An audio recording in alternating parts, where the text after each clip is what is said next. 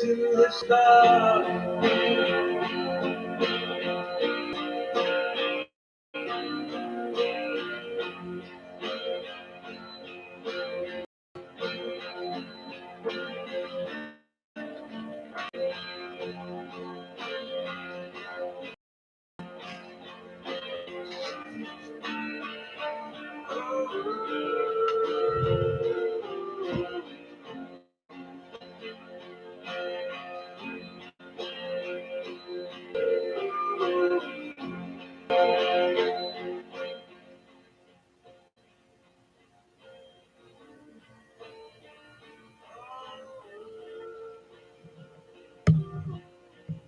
Hey, Miss Shirley. How are you, darling? Hey, Ori. How goes it? Hey, Vincy Lou Who. How are you? Good, Miss Shirley. Did you have a good Christmas?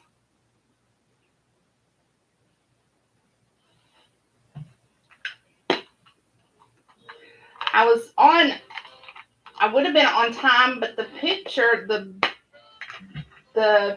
that Nina sent me for the thumbnail,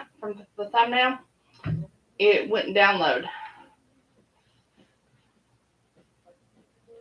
Hey, Princess. I love you.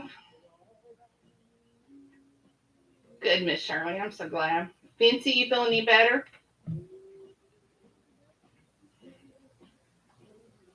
Whoops, looks like we lost Vincy.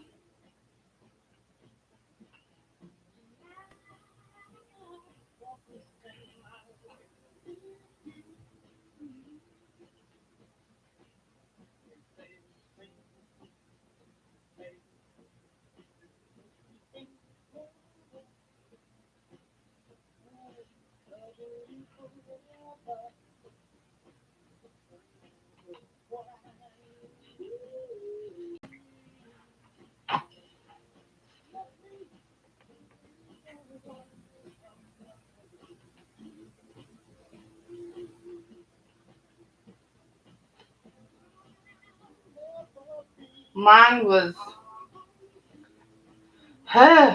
it was chaotic, crazy, wonderful, and ended with a migraine. So, yeah, it's been up and down.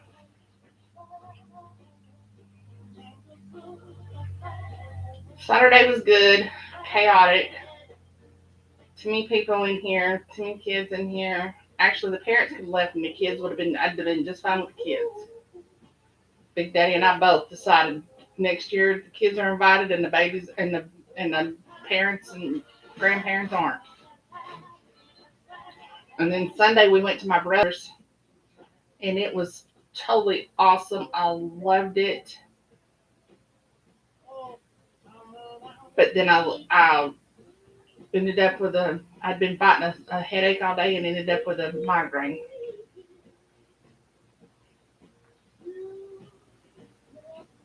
You're gonna get better.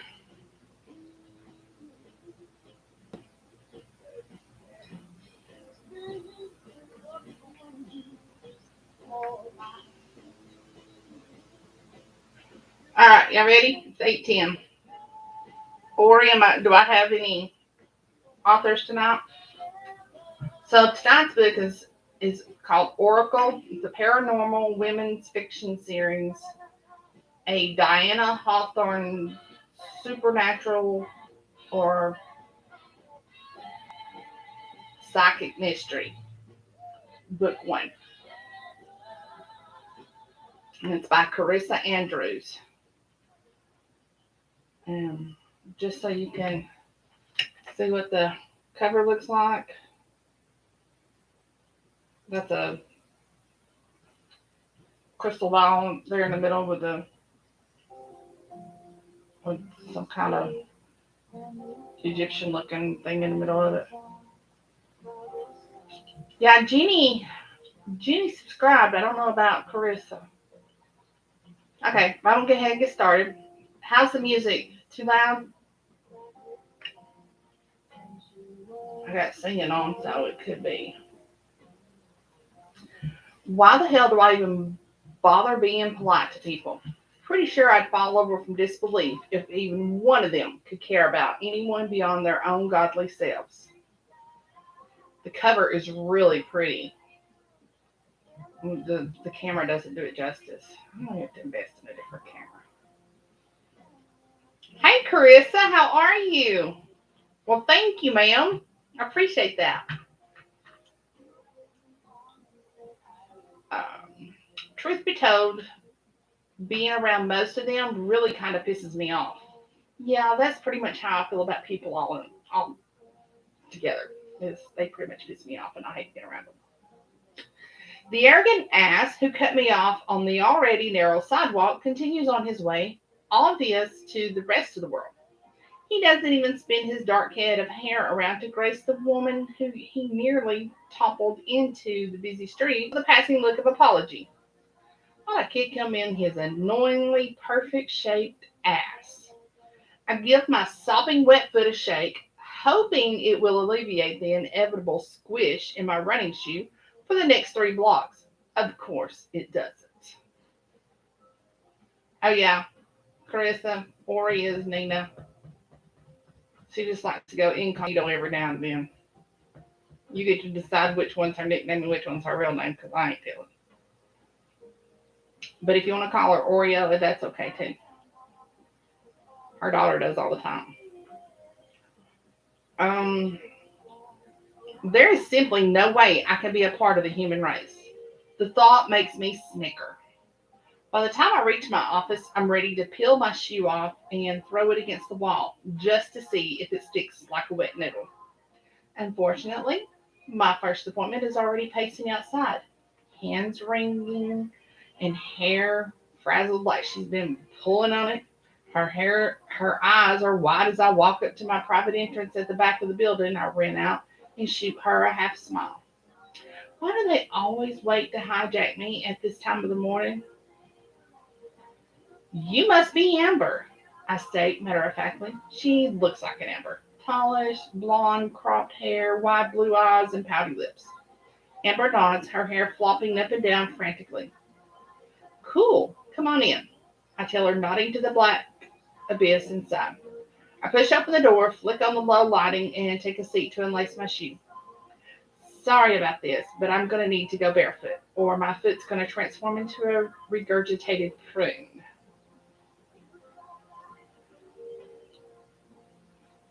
But if you don't want to call her Ori, Nina, or Oreo, you're welcome to call her anything at all. She answers to pretty much anything, and then she'll sometimes not answer us at all. So, yeah, I have lots of names for her. Bitch is one of them, but, what can you do? You gotta love her and hate her all at the same time. Oh, and Nina, Big Daddy says hi. And Vincy, Big Daddy says you better get your ass better. And quit taking on too much. I toss the shoe aside and fling the sopping wet sock over the radiator in the corner before starting on the other foot.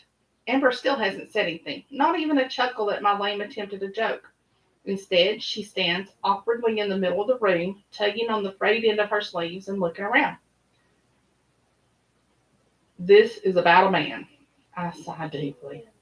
Why does it have to always be so obvious? Just for once, I'd love a challenge. Okay, Amber, have a seat, I say, pointing to the chair beside her.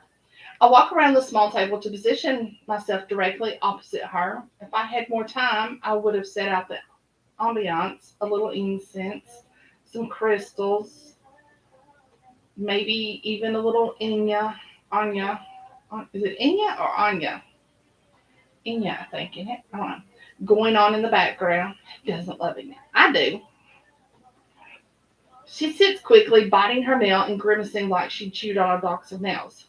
I brush the bright pink chunk of bangs from my face and tuck it behind my right ear. Yeah, I have that problem all the time. Only goes in my left ear.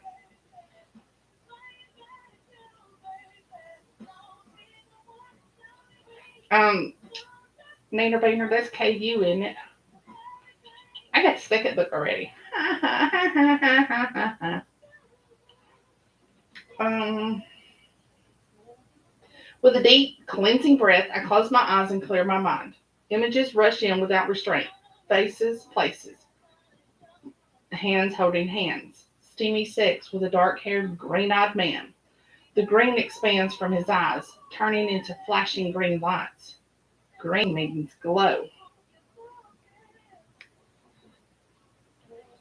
I open my eyes, already well aware of the answer. Go ahead. What's your question? I ask.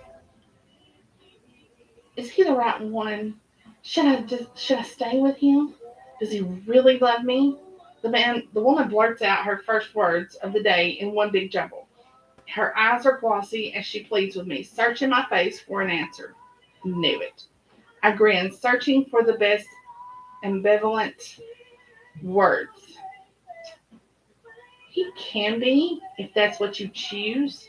I'm seeing green lights. They sort of mean universal energies are open to going forward confidently. However, the ultimate path will be decided by the actions you and he make beginning now. Let's get number 3 then. Is that a yes? Her tone is desperate as she scrunches her face and leans forward, digging her fingertips into the table's edge. It is a yes, at least for now. Free will has a way of course correcting, though, so be careful. However, that said, what I see presently is he is very clearly meant to be in your life, as you are in his. She nods, tugging her eyebrows in, clearly hoping for more. What I want you to do, I begin, is remember to take things one step at a time. Be present with him in this moment without jumping to the next. It's your job to ground the two of you because he can't. He isn't to your level yet. Do you understand? I've found assigning a job helps ease a person's mind and gives them an active role to focus on. Her eyes gloss over, and I reiterate, you need to enjoy each other. Be happy where you are in each stage with Jason because if you, Ember gasped, how did you know his name? I swear I didn't say it. I was trying not to give too much away. I wince. Even after all these years, I can still slip. As much as people want to believe what I say is real, they kind of don't want to know for sure either. I mean, what if it means I can sense everything, like that extra piece of pizza they ate when they shouldn't, or the name of the man they cheated on with last night. The thought of it wigs them out. The thought of it all wigs them out, and it should because I can't. I'm sure you mentioned it in our phone consult. I lied with a cheesy smile plastered on my face. Yes, yes, I must have. Thank you, Diana, she sighs, nodding to herself. Amber stands, shaking my hand absently. You are most welcome, I tell her. Now relax and enjoy the ride. I will. I'll try. Thank you. Our exchange comes to an end and I find myself alone, blissfully, peacefully alone. Unfortunately, it's not meant to last long. My assistant, Ronaldo, bounds through the door moments after Amber's exit. If he weren't so damn good at this job, I'd fire his flamboyant ass for being late every day. Hey there, sunshine. How's the most amazing boss in the world? He says, doing a flourish with his hand as he takes the seat recently vacated by Amber. My face deadpan. I slowly blink from him to the clock on the wall. He ignores me, as he always does. I sigh. I'd be even more amazing if I had a decent assistant who could tell time, or at least bribe me with coffee. If that's what you really wanted, you would have foreseen someone different to hire, honey. Instead, you're stuck with me.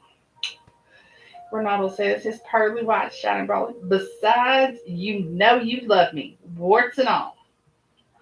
I roll my eyes. Damn if he isn't right. All signs pointed to having him by my side. though I'm still not sure why. The universe has a funny way of making paths clear for everyone but me. All I can figure is it must be a sick cosmic joke because I'm sure as hell not put in. So, how many lovesick birds have you dealt with in my absence? He asked, gathering his hands up by his chin and fluttering his eyelashes. Just the one, I laughed, giving him a knowing look. So far. And I'm sure there will be many more for the day. It's almost Valentine's after all. I better get the front stocked up with lovers' potions and scented candles. I'm telling you, we need some blindfolds and whips on display with the whole 50 Shades of Spanking obsession still sweeping the nation. We'd make a killing. He winks, dashing to the front of our small store entrance. The instant he says it, I know he's right. We'd make a ton of money, but that would mean dealing with more people. I have enough to deal with, thanks. Then again, I suppose it's why I hired him. He can deal with it. You're not paid on commission, I called after him, shaking my head. You get that, right? Maybe the idea of lust bunnies having passionate, kinky sex is enough mental payment for me, I hear him call back. Brody withholding again? I said, chuckling. Oh, honey, do not get me started, Renato says, walking the door with his hands on his hips. Darling, I have already foreseen it, I say, watching his bright face freeze. I wait just long enough for the color in his cheeks to drain before adding a final. Kidding.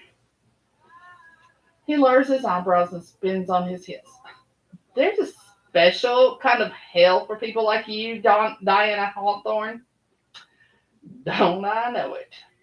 Honestly, he has no idea how right he is. Whatever this life I lead, it's like a Groundhog Day loop of hells, especially crafted for me. I mean, ironic, huh? I can't stand people, but here I am working in close proximity daily as I try to do for them what I've never been able to do for myself. It's kind of messed up, actually. If I ever make God or whatever, I'm going to give him a piece of my mind. The bell of the shop door dings as a man and woman walk in. The man's a closed book, apprehensive and skeptical. His aura exudes disdain, while the woman, on the other hand, is drowning in grief and worry. Ronaldo shoots me a sideways glance before trotting over to them his signature walk. Why, hello there. Is there anything I can do for you? He says, cocking his head slightly to the side. His perfectly groomed dark hair flops slightly with a gesture, showing off his accentuated part. He's had his stylist carved in. The man's left eyebrow twitches upward, but his lips tip down. I walk back into my reading room. There's no question. They're headed my way, and I need to cleanse myself first. There's a hell of a lot of grounding I need to do before they invade my space. Standing in the middle of my mental circle of light, I call upon the universal energies to wash away all the shit no longer serving me, so I can become an open vessel to help those who need my gifts. The white light washes through my system, taking away anything unwanted or clinging to me from the previous encounter with Amber, not to mention discarding any of my own BS from Perfect Ass Man. Ronaldo clears his throat, but by the time he knocks on the door frame, I've taken my final cleansing breath before releasing the light. Turning around, I grin as genuinely as I can. These lovely folks would like a word with you. If you have a moment, Diana, he says, swinging his hand out to put them on display. It's important. Absolutely. What can I do to help you? I ask, widening my arms to suggest they take a seat. The woman moves quickly, clutching something small in her hand. The man stays behind, his eyes scrutinizing my every move. I hold my ground, waiting for him to finish comparing dicks. Finally, he moves to the open seat beside his wife. I catch Ronaldo's eye as he diva air snaps and walks out. Moving slowly, I extend my energy out, getting a feel for the situation before they even say a word.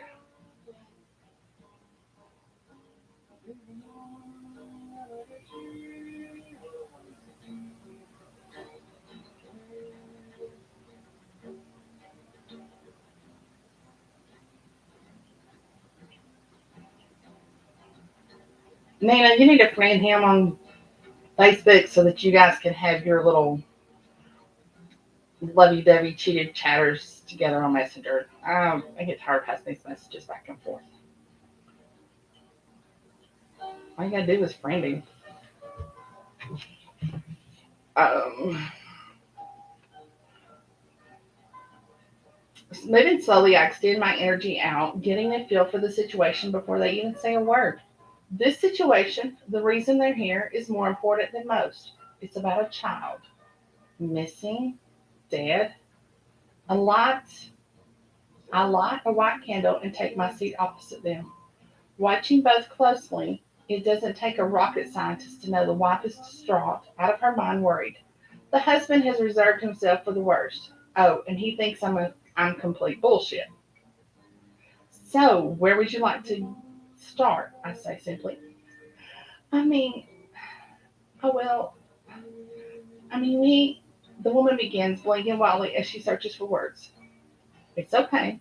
Let it come out as it should, I say, leaning in and waiting for the oncoming storm. How old are you? The man blurts out. If it wasn't written all over his face, I'd be taken aback, more back. The left side of my mouth quirks.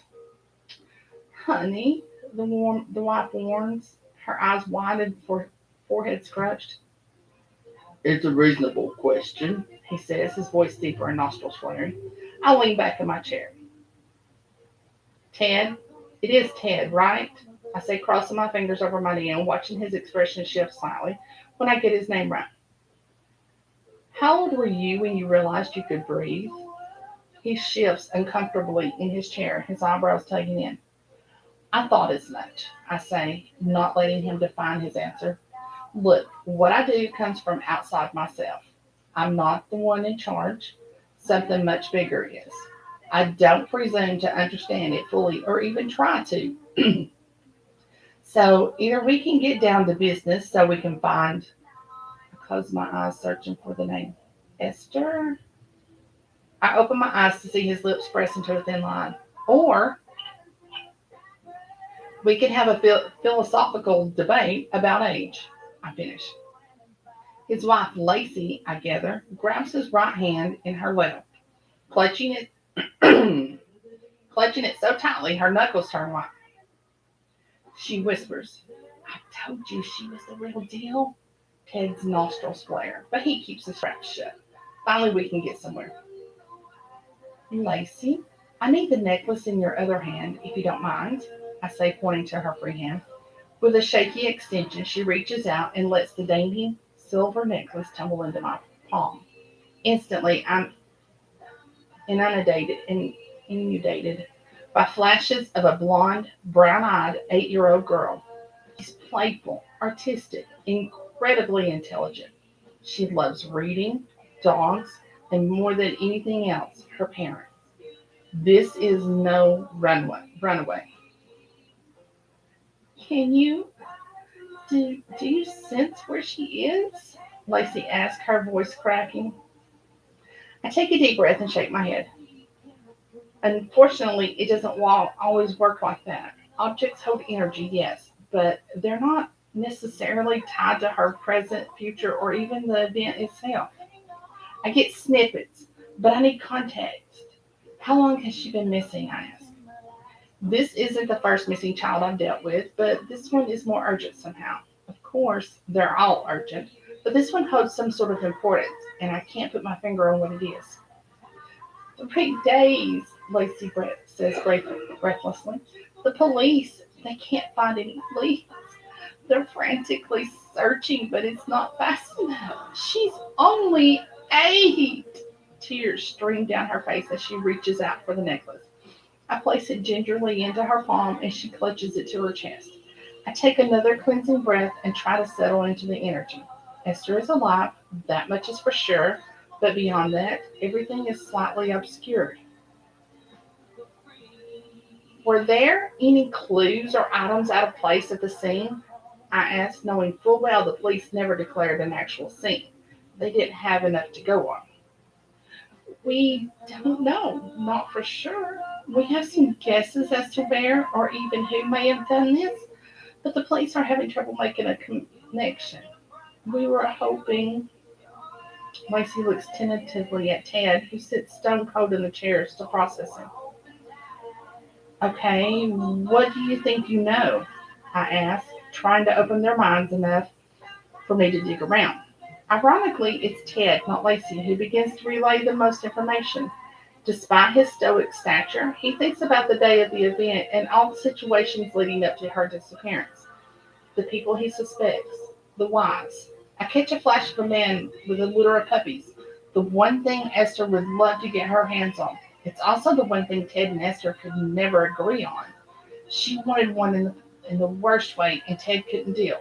One more mouth to feed when he was worried about losing his job. His company is downsizing, and he's afraid they don't need him. A puppy right now was the last thing they needed, especially since he hadn't voiced his concerns with his wife. Good, good, I say, nodding at Ted. His eyes widen and he glances at Lacey. What in the hell is this woman doing? What in the hell have you dragged us into? The man, the one with the puppies, who is he? I say, standing up and leaning with my fingertips pressed on the glass table between us. He, um, Ted blinks rapidly, clearly reaching his max spook point as his chair screeches backward when he stands up and backs away. I hold my hands up apologetically. It can be a lot to take in when you're expecting a fake. Tell her, Ted, please, Lacey begs. Ted glances from Lacey back to me. His mouth gapes open slightly as his eyes search the not so distant past. I don't know. He's a guy who peddles puppies in the park. He's always creeped me out, but I thought he was harmless. Esther and we talked about him though. She knows she isn't supposed to talk to him without me or her mom. Lately, I don't know, he's been persistent with us. Esther wants a puppy in the worst. He looks up, his eyes full of fear. Anyway, wouldn't take no for an answer. Okay, I need you to take a seat and hold out your hands. I tell him, pointing at the chair he kicked aside. He does so without question, though I can tell he doesn't understand why. His brain is in overload, but curiosity and a glimmer of hope starts to take seat. As he holds out his hands, I slide mine underneath, the receiving mode, so our palms touch. Instantly, I see the man's face, the last interaction between the three of them. Through the energy transfer, there are glimpses of truth behind the puppy peddler, not the assumptions made by Ted. His name is, I tilt my head slightly as I reach out for it. Bert? Brent? Yes, Brent. He's in his mid-40s but has a developmental delay of some sort. His middle age is still much younger. He loves puppies, and he loves little girls. Only recently has he learned to use one to get the other. My eyes flip open. We don't have much time. Your suspicions about Brent are spot on. He has a thing for little girls. He wasn't a bad guy, not at first, but something has snapped. Maybe he's off meds or something. We'll need to act quickly before the trail goes fully cold, I say. Lacey's eyes widen as she clutches the necklace to her chest as she holds back tears. Ted nods. He always comes out of the small apartment complex by the park. It's possible he lives there, but the police found nothing when they canvassed. This helps though. Now we have a name. You need to get to the police department and tell them to find Brant for questioning. I wasn't able to get a last name. I think he must go for a few different names. It's too muddy, but it should help them narrow it down when they talk to the landlord. I'll call my guy at the PD and give him a heads up. Ask for Detective Radovic when you go there and tell him you've just been to see me. He'll know what to do, I say. Goosebumps flash up and down my body, and the last thing I want to do is follow the line of energy further. I hate people. I hate knowing good people turn bad. Bad people pretend to be good. I hate knowing sometimes there's nothing I can do to stop bad things from happening. And if they don't hurry, bad things are definitely going to get worse. Chapter 2. Thank you, Nina. Oh, now you're back on this Nina, huh? I wish I could shut my mind the hell up sometimes. Instead, my thoughts refuse to stray far from the couple who came in earlier in the day and the little girl still missing. I gotta know if they've raided the apartment building yet. Has the detective been able to ascertain anything useful? Did they find the girl? During the slower moments of my day, I reach out trying to sense what's happening, but nothing is certain. I take it as a sign things are more complicated than anyone would like.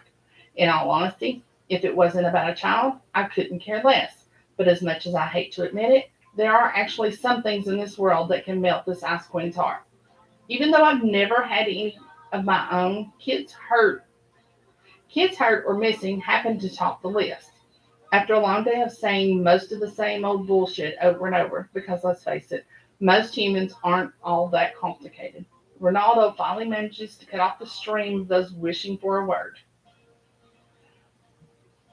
Order those chains and whips, he grins enthusiastically as he clicks the deadlock into place. They'll be here on Thursday. His perfectly plucked eyebrows wiggle in rhythm with his butt. I shake my head and smirk. At least he's able to be upbeat. Whatever you say, I trust your judgment with all this nonsense.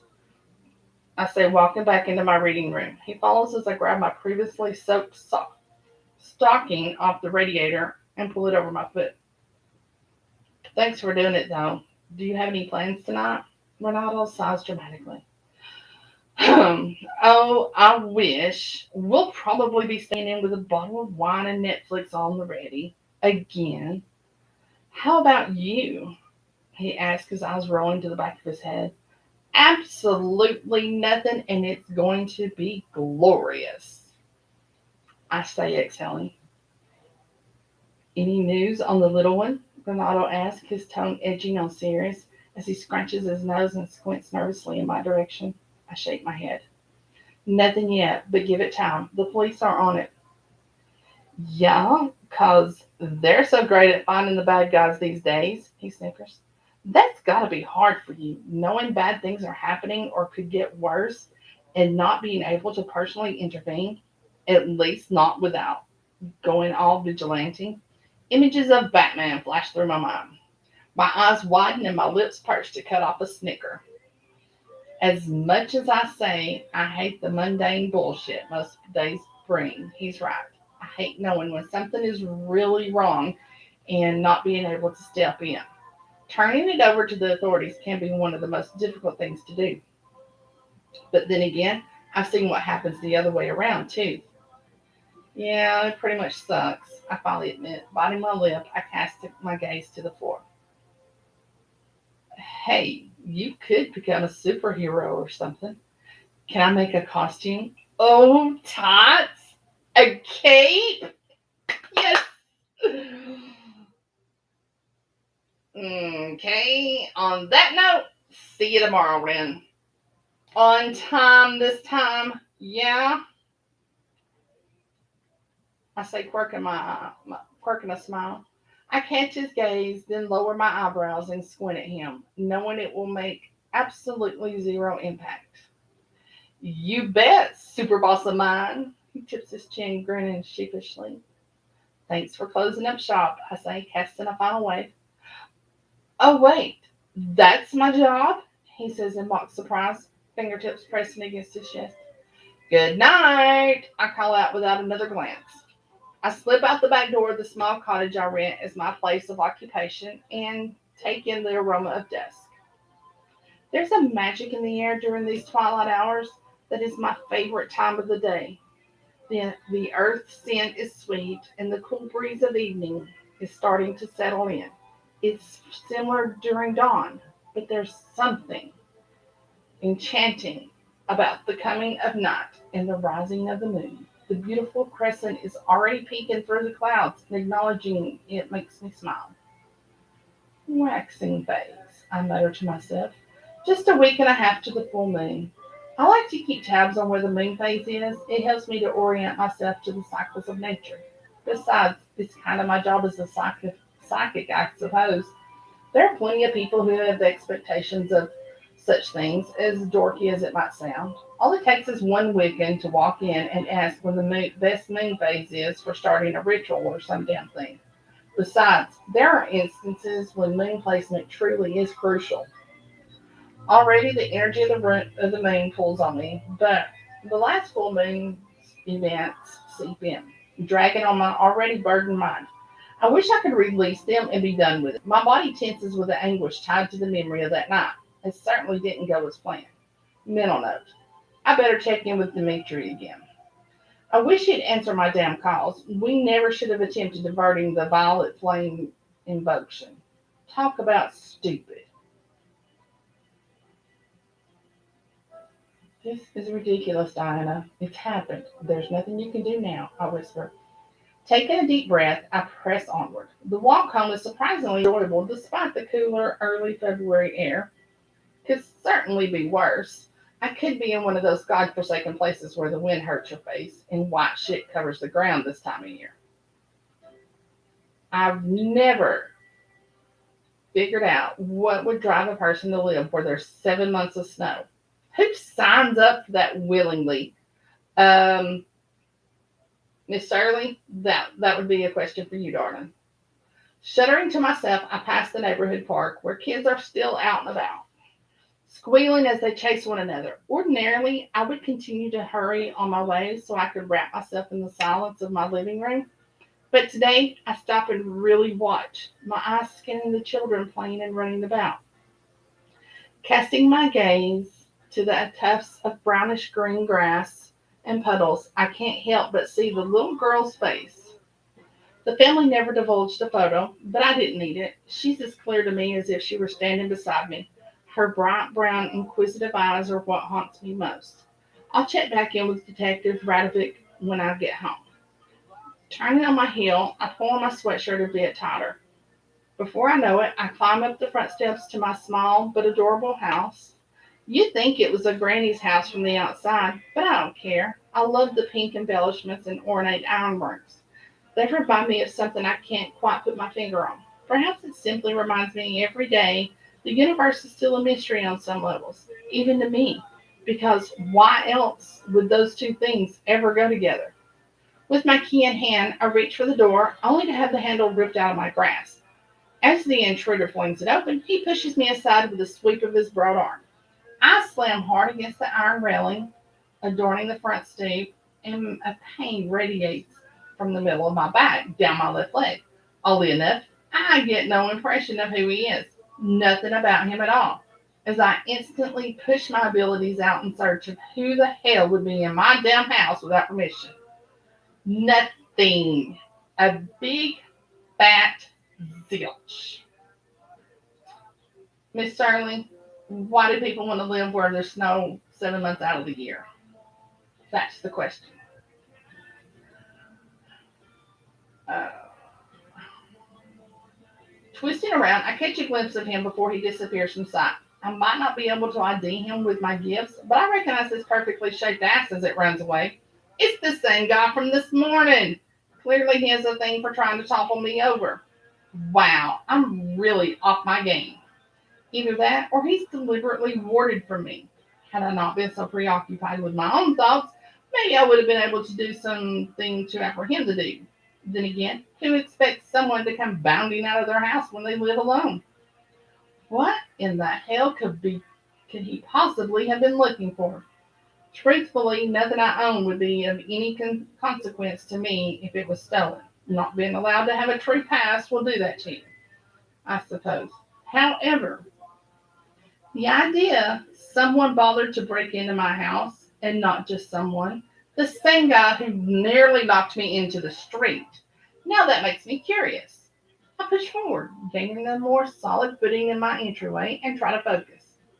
The guy's scent is familiar, but off somehow, like he's trying to alter it with too much cologne. Pushing past the empty darkness as I attempt to play in his mind, I start seeing glimpses, flashes of knives, ancient ones with ruins or something written along the side, an explosion, blood, lots and lots of blood. The images are old, like they belong in an ancient memory, blurred and obscured. I take a deep breath, letting the world fall away. Reaching out with all my senses, I search for the impending darkness as it threatens to consume me for going where I'm not wanted. A moment later, the door to the memory slams shut. My abilities shut down, and I'm left grasping at nothing but air. Like every time I try to access my own damn memories, but it's never happened when I try to read someone else's. Interesting.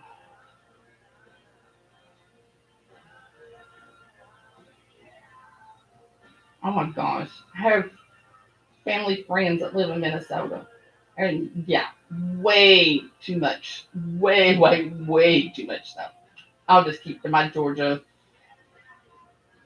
70-degree on December 29th with tornadoes in the air.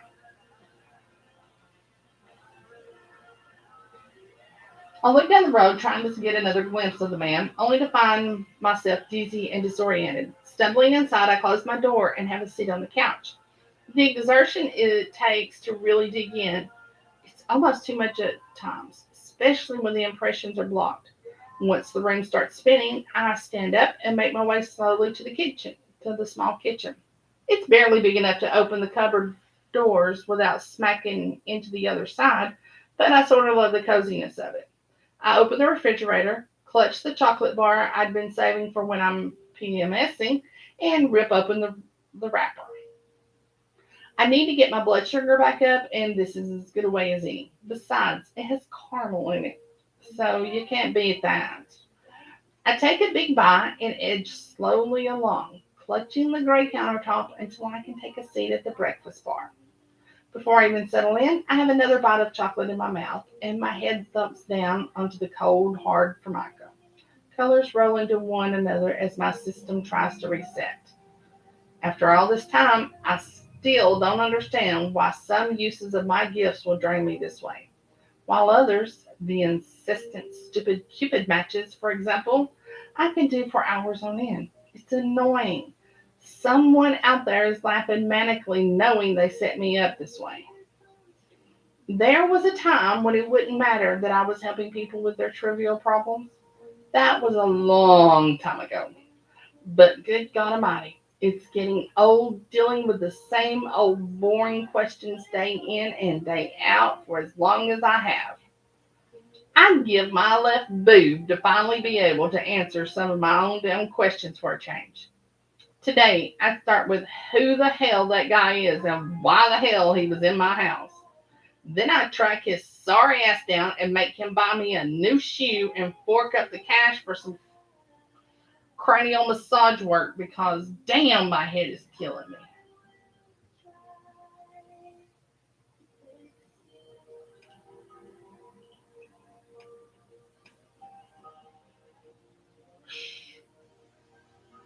I suppose after that, I'd move on to the ones I've been trying to answer my whole known life.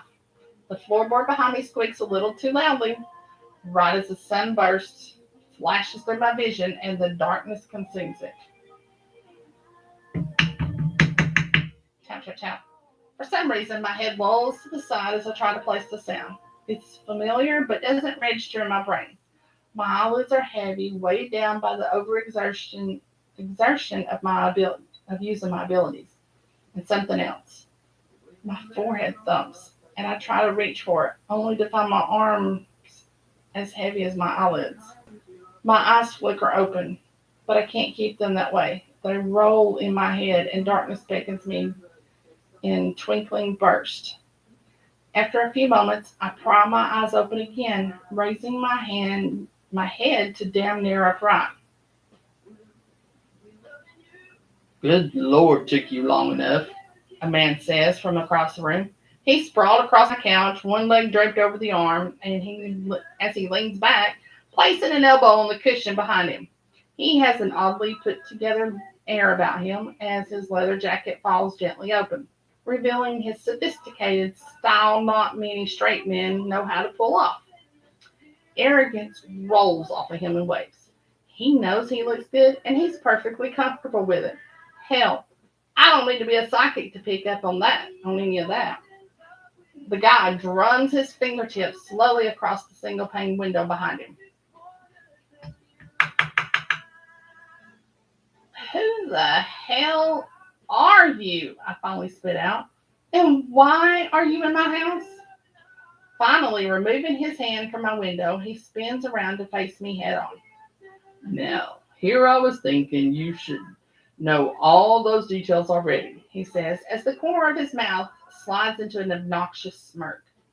The trimmed dark goatee face, adorning his face, accentuates his cheekbones and broad jaw.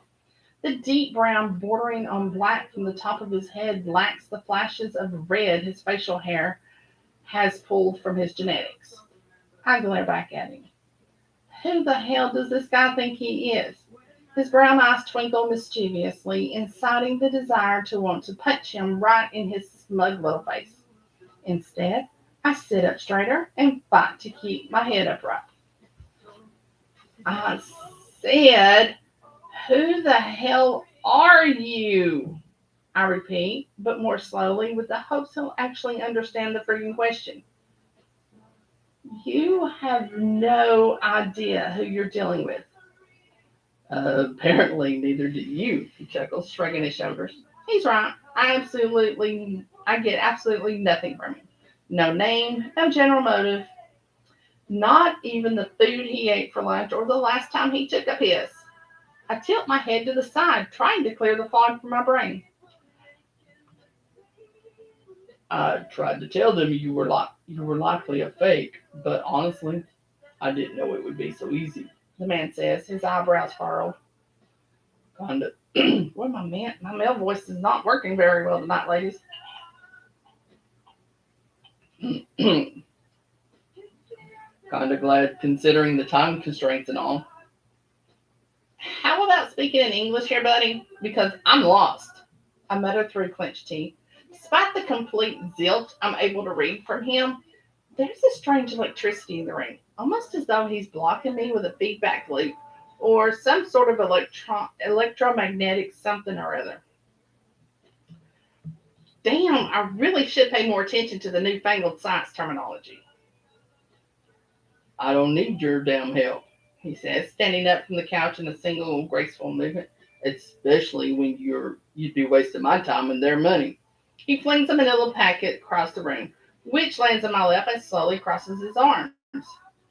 Pressing my hands to the envelope, images of the little girl from this morning suddenly start rolling in. Esther. She's not alone. Someone has moved her. Nearby is a false door of some kind, probably the one she was led through. She's not hurt, but I sense plans being made in the room adjacent to hers. She's scared shitless and she knows she's been gone too long. Her parents are going to be so worried. The truth is, she doesn't have much time. They're planning to move her again. Sell her to someone who takes children for a living and prostitutes them. The man with the puppies, Brent, he's not the real man the cops should be looking for. He was a patsy, thanks in part to his naive nature. Now that I'm away from Ted's guilt, I can see that. There's a small home by the river.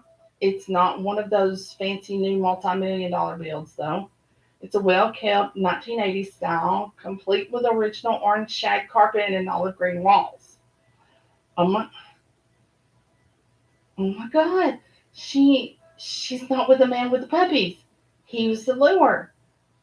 They're looking in the wrong place. I say without being able to stop myself. The smug man pulls up short, and for a brief moment, I fight the urge to be the one to smirk.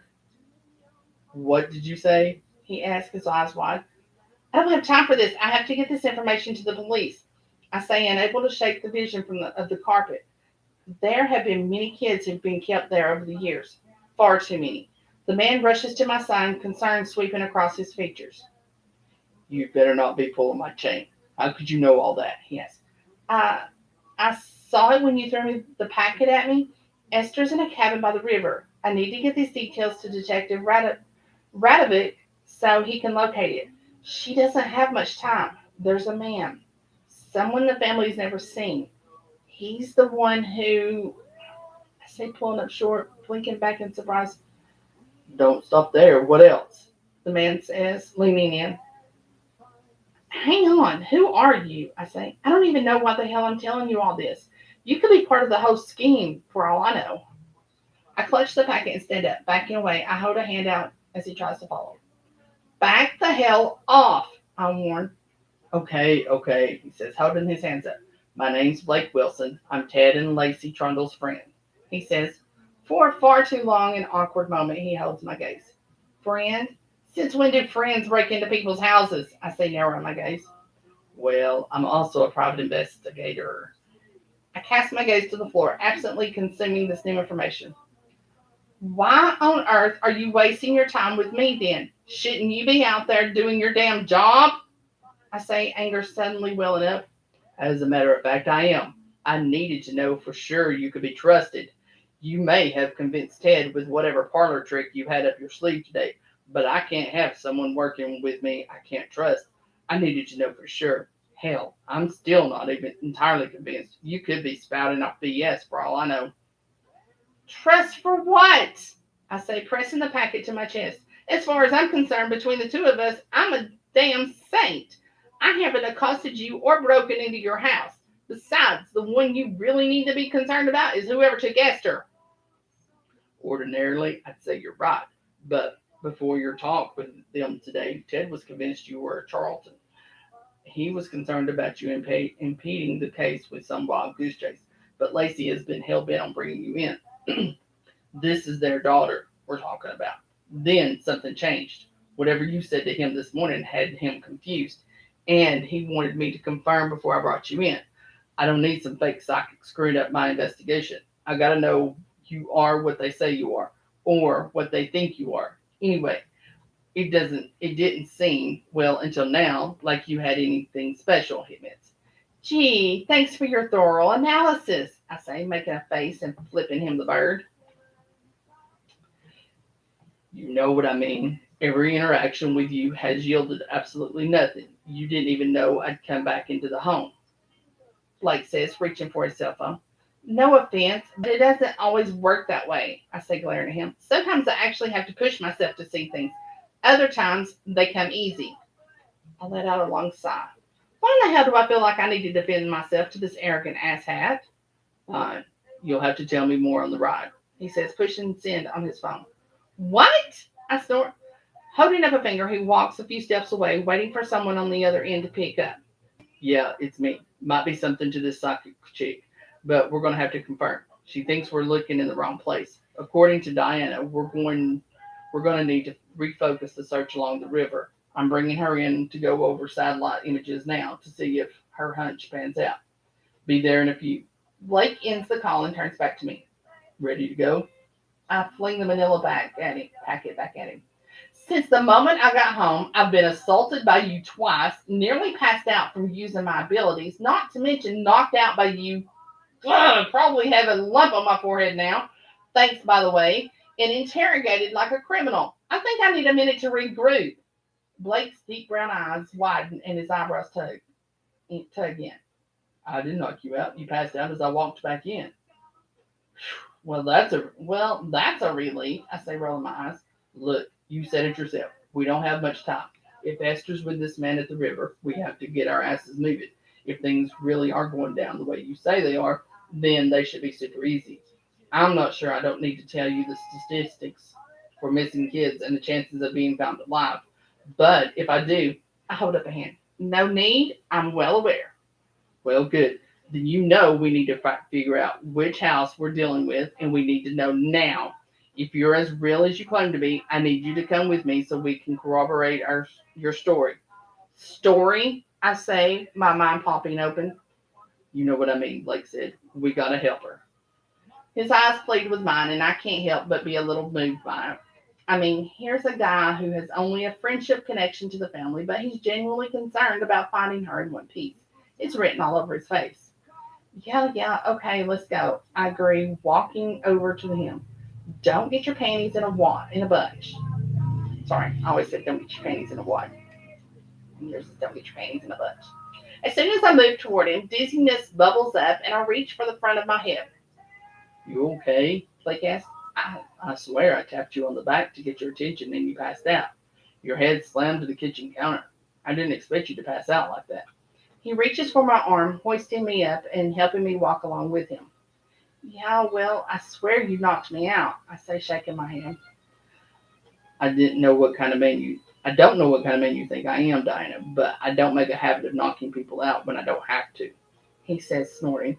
Is that so? I say, crinkling my face and shaking my head. Cobwebs and tendrils from passing out threaten to consume what's left of my consciousness. Just because I didn't knock you out doesn't mean I wasn't going to take advantage of the situation. There was information I needed, so I set you in on the chair and waited for you to come around. He says, reaching for the front door. Smooth, so you're a take advantage kind of guy, I mutter. Lady, seriously. You ain't got the first clue about the kind of guy I am. Seems like you can't get a single fix on me at all, which is a bit questionable as a proclaimed psychic. Don't you think? He growls. Clearly, I touched a nerve, but he's also right. You know what? Let's get moving. The sooner we're there, the sooner I can identify the property and the sooner Esther can be found, I say. And the sooner I can get the hell away from you and never have to see your sorry perfect ass again. Boom. All right, that's the first two chapters, ladies. Hope you enjoyed it. Now you can go get 2 and 3 as well, so you can do like a little binge.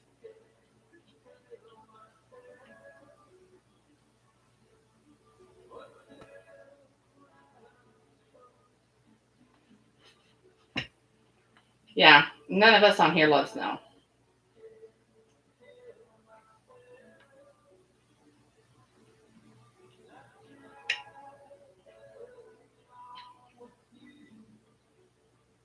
You're supposed to get more, aren't you, Carissa? More snow? Because I know we've got like, I'm sweating to death here all of a sudden. You're more than welcome, Carissa. I'm glad you enjoyed it. And thank you, Miss Shirley. Appreciate that. All right, ladies. So y'all go get it. Ew. We got bad weather coming on. We got the county over from us. It's next to us. Um, they got a tornado watch out. And I figure we'll end up having one before too long if it hadn't already come. Oh yeah. I forgot Nina enjoys snow. I don't know why she lives in Florida. Alrighty. So come back tomorrow night, 8 o'clock. Hopefully I'll be on at 8 o'clock. And we are reading, is this Let It All Bear or something? It's the Naked Book. It was the Naked Book.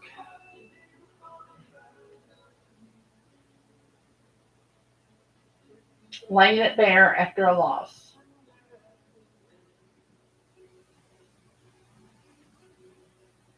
So y'all need to come back for that one tomorrow night. I think it's Ellie Martin. Is that her name?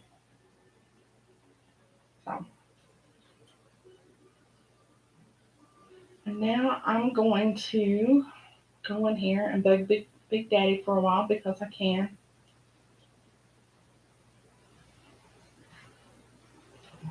And y'all have a wonderful night, okay? Stay warm, stay safe. Turn the air conditioner on. Whatever you need to do, wherever you're at, you do that, okay? Because it's some wacky, weird weather out there. I'm gonna go tie myself to the bed so the twister don't take me, not for other reasons. Yeah. But the ties are there for other reasons. So, all right, y'all have a good evening. Happy reading.